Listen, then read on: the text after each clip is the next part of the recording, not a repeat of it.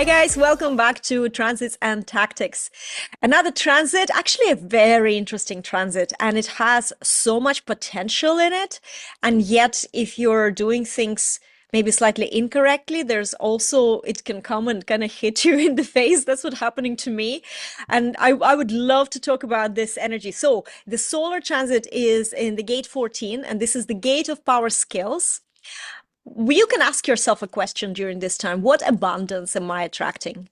Because this is a very individual circuit gate, so you're focusing within, you're focusing on your own unique direction, and it's a kind of time where you might start feeling much more personally empowered about your where you're heading, and kind of seeing your goals. I absolutely have to say I'm noticing this. A lot of things became much more clear, even things that I thought I was clear on, kind of, everything like a puzzle, comes together, and now there's a beautiful picture. So it's really, really beautiful. One of the big prominent topics that could be on your mind is money. This is, because when we're changing a direction, it's always like, okay, what resources do we need to make this happen? How can we either spend this money wisely, or how can we generate resources wisely so that we can get, there?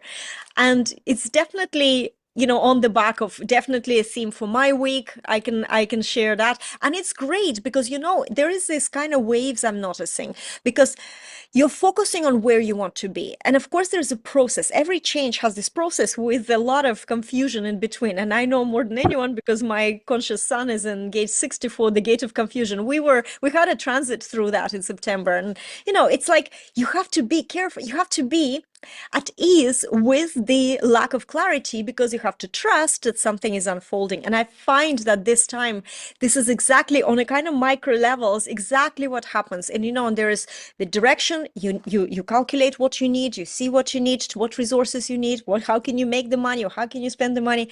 And then unexpectedly things pop up, and this clarity comes in, and information comes from different sources, and then you can save a little there or make a little there, and it's just a really, really cool energy when you are attuned with it, when you're open with it.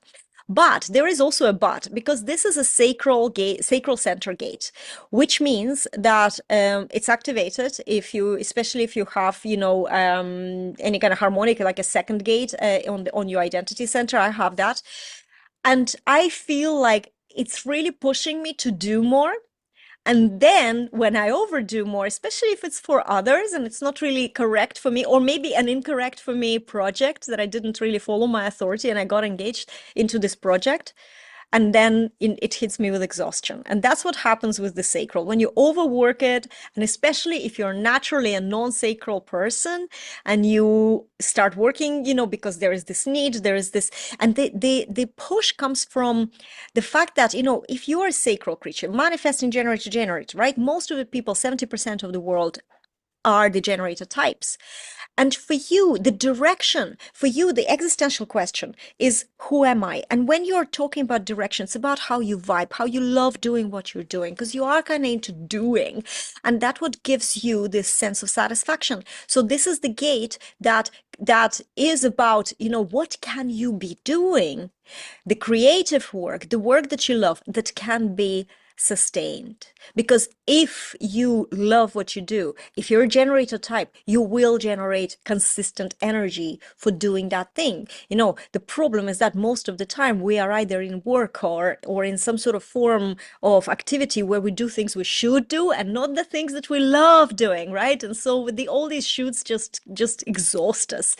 And I had 2 days I was completely out of action this week, and I'm trying to go back. I wanted to say because, but I don't know yet why. I haven't yet figured what I was overdoing. I know I was definitely, probably, overthinking about all the resources I need, because I'm moving apartments now. It's like literally happening this and next week.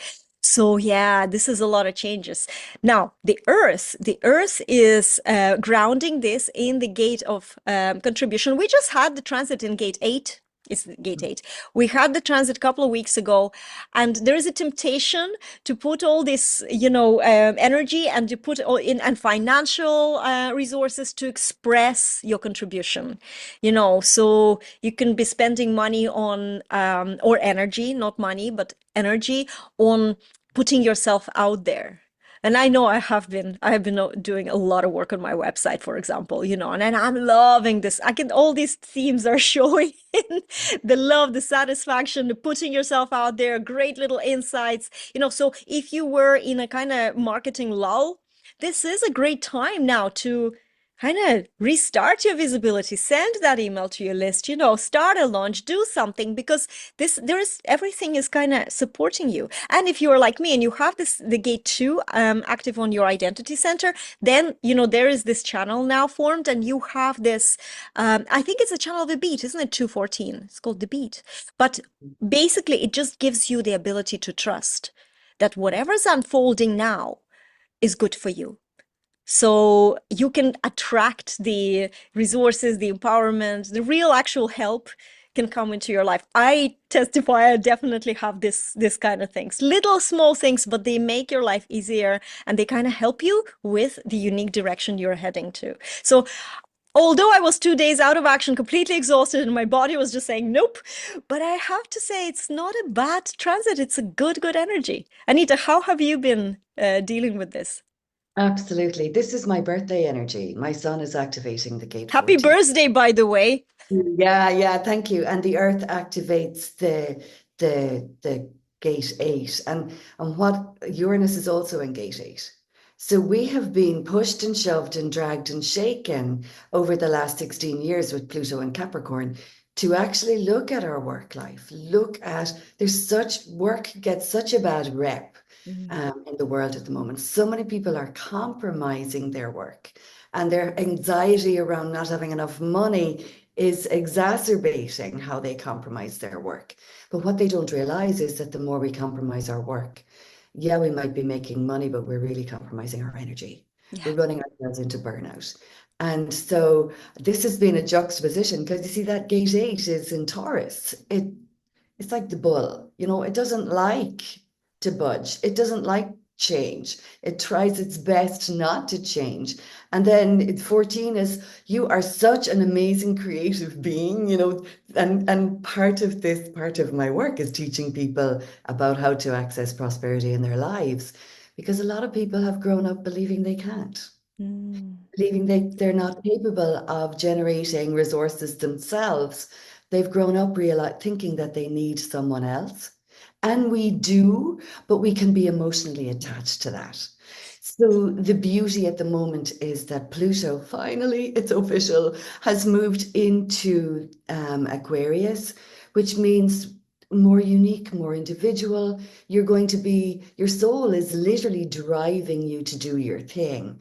And but your conditioning, what you grew up learning, has been to conform. So the challenge is going to be, who was it, Brené Brown, who said, it's not our shadow we fear, it's our light. And so this Yes. is step into your light, have the courage. And I'm kind of there. I'm not sure it's about courage, really. It's just that we have such little information about who we are and how we're designed to experience and create Mm. prosperity.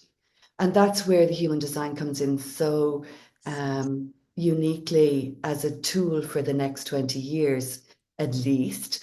It's just kind of showing us, well, this is how you do it. The more you connect to your yes, the quicker you step into your genius, the quicker that prosperity opportunity is sparked. But the other side of it, you might be the bull in the china shop. You might, no, I'm not doing it. I hate change. So the juxtaposition here is obvious. But with the transits, as Juliette said, Uranus is really shaking up that gate 8 for a few years now, for a couple of years, as far as I know. It's moving out next year. But you'll really be feeling over the last couple of years, I've got such a great skill set. How do I want to bring it forward? This is exhausting me. Is there other ways that I can share my gift, my service, without killing myself? And so we've been asking this question for quite some time, and now the energy is here for us to do that, for us to is courage the right word? To me, sometimes courage is really understanding the fear of change is bigger than any of us appreciate.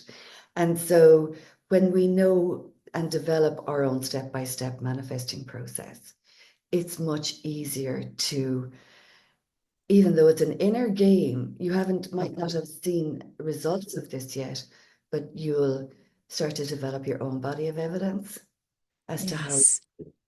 you don't need to share this with anyone. You don't need to, but you can quietly work in your life to just honor your yes, honor your energy. And it's like you do a soul course correct, if that makes sense, right? You do a soul course correct where you might literally be just off center with your work, where it kind of aligns you back into center, and the clients start to drip back in and then they start to flow. I mean, it's amazing. I love this energy. It's a challenge as a life lesson or as a life purpose, but at the same time, it's paired with the 5955 for me, which is, stay in your inner flow That's right. without apology, stay out of victim, move into freedom. This is where we are moving from being a victim of our work into the freedom of we get to do this. As opposed to we have to do this, we're Yes. obligated, you know. So it's just fab energy. I love it because as a projector, as you know, we can we can guide that sacral energy into their space. Mm, I literally just listen to people's sacral when they're talking about what they want to do, and I can tell where they can focus their energy then. Like it's really yeah. cool. It's a superpower for sure. And it's the spark though. It's not the flame. For me, this energy is a spark energy. It's like it's the ignition. Turning on the ignition. It's up to you then to go with it or not go with it. You Oh, know? but that's exactly, this is where I find that when you have your expectations correctly, for example, from guidance, when you have an expectation from guidance or mentorship, what does this guide do to you? They just create the spark. It's up to you to take it. And I'm really grateful you brought up this whole thing about sometimes fearing you're not fearing your shadows. You are actually quite comfortable with your shadows. It's the light that you fear. Because I was thinking about it while I was there, exhausted and sick. These 2 days I had a break, and I really thought about the whole journey of my with online visibility. I'm in my 8th year now, and I was looking at this back at this journey, and every time what was holding me back was being afraid of the light, being afraid of showing up. And I am here, like, they call me the queen of visibility. Everybody has the fear of showing up. It just manifests in different ways. Sometimes it's completely paralyzing, especially when you don't have the evidence or the experience of what happens when you do.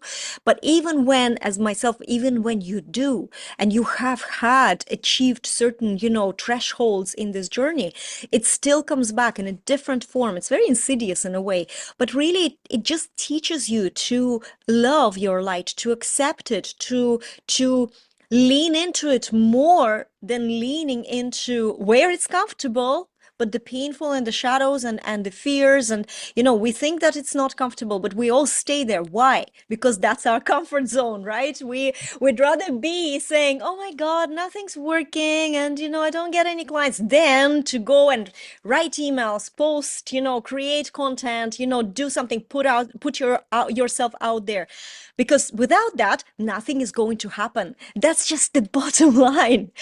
And it's just it's human nature, I think, is Mm. to doubt it, like finding any excuse why not to put yourself out there, and then saying, oh, I'm so badly disciplined. And guys, I'm talking about myself. I'm not here calling out anyone, although you might recognize yourself, right? I do the same things. We do the same things. We're saying, I'm lazy, I'm not disciplined, or if somebody with a big stick was standing over me, I would do that, and all these things. But the truth is that what Anita, you just said, if you actually feel like, oh my God, I get to share, I get to do this. And I had a confirmation because I was very inconsistent with my email marketing in the last 2 years. Well, I had some personal life issues, but I thought, okay, I'm going to get back on this. And the moment I started, people started replying. And if you are an online coach, replying is not that often that it happens. When people heart, like, they just feel so touched that they reply. And this week alone, I've had so many replies. I was really, floored with how people are responding, and people are saying, I love how you write. Please, please continue. Please, where were you?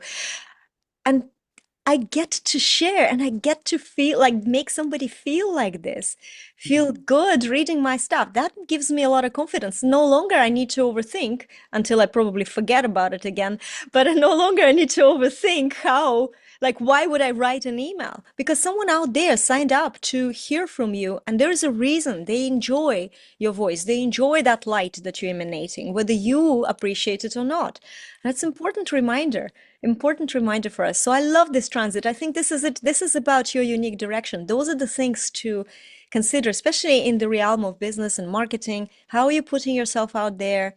And do it for yourself, for your own enjoyment, for your own empowerment, because it's very powerful to know you're in control. It's very powerful, you're not depending on someone, or you're not waiting on someone to like you and maybe hire you. It's a completely different attitude. And it Oh, gives you calmness. yeah, it does. And the energy is desperate dating energy. When you Yes. need recognition, it's just the more you need that recognition, the more you push people away. And what's marketing about getting recognition? You can see how you'll get mixed up in your marketing, right? I mean, Yes. and it is energetic. Yeah. A lot of people will say, a lot of people will say, do what brings you joy. And I would say, no, bring joy to what you do. Already have that yes, already have that going, and bring that joy to what you do. Because otherwise, if you're trying to do what brings you joy, you're constantly seeking. Yeah, you're And expecting, you're expecting yeah, what you do to bring you joy, and it doesn't, but it doesn't work like that. You reignite yourself. I so agree with you. yeah, Such beautiful share. yeah, exactly. So make the most of this energy. Actually, it's going to things are going to speed up now over the next few years, but you'll see you'll almost like a drag. We were talking about this earlier. There's almost like a drag when the the outer planets move into a new energy. Next year we have Neptune moving, we have Saturn also moving, I think January 2026. So there's big things afoot.